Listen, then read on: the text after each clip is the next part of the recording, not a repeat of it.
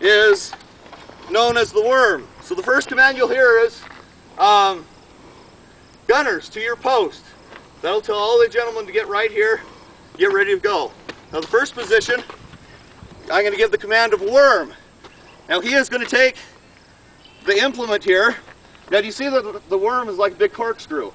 He's actually going to turn it in the direction of the corkscrew, and he's going to make sure that there's nothing in the end of that barrel.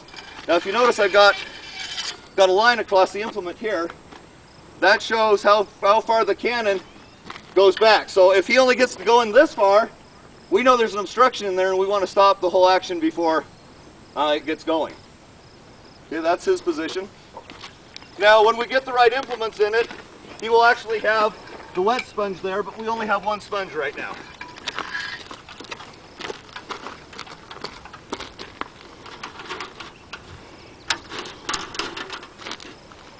The second position of command will be wet sponge. And so he will dip the sponge in here. This is a really bad example of a sponge.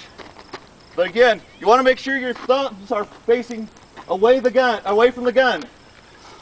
He's going to run that down in, and he's going to make sure that he is getting right down in the back.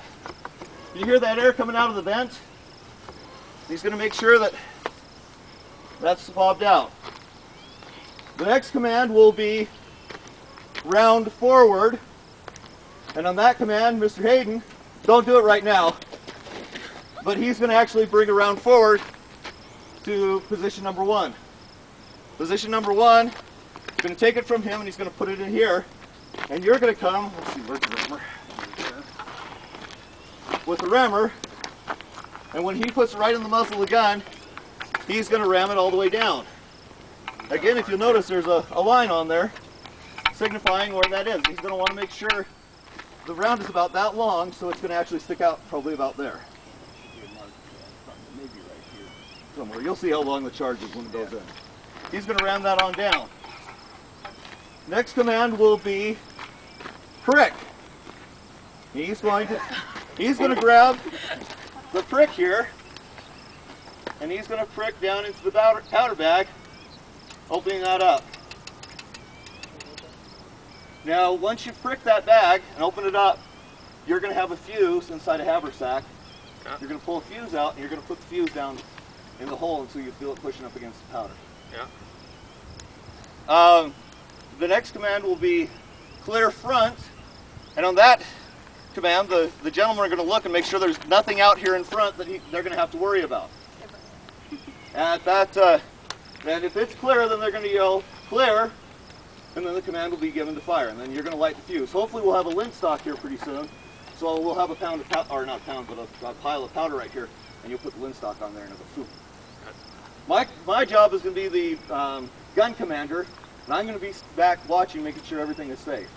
If it's not, you yell halt, or what do you yell? Ceasefire. Ceasefire, all right. If anybody, for example, if there's even a gunfight in town and there's gunplay involved, and you hear the command ceasefire, that means stop. Whatever you're doing, there's something unsafe. So anytime you hear the command to ceasefire, ceasefire immediately. Don't think, oh, I can get off one more shot before I have to stop.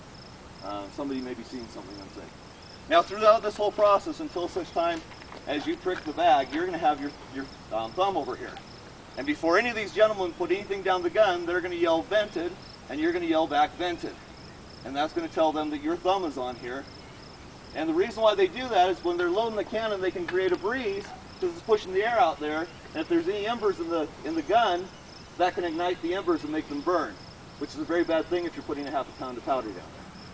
Now the standard load for these things was 3 pounds of powder. We're only shooting about half a pound. At Gettysburg, there was, I think, 168 of these guns on the Confederate side and over 100 guns on the Union side firing back and forth. So you can imagine what kind of ruckus that made. All right, so let's run through this once or twice. Let's make sure we've got it all down, and then we're going to actually load a round in there, and we're going to fire it off. So Mr. Hayden, I need you to go back by the powder box, make sure the lid stays down until we call for the round forward. Do we have a haversack we can give to him with the... How much fuse are we going to need today? No, probably, let's do about 10 to 12 inches.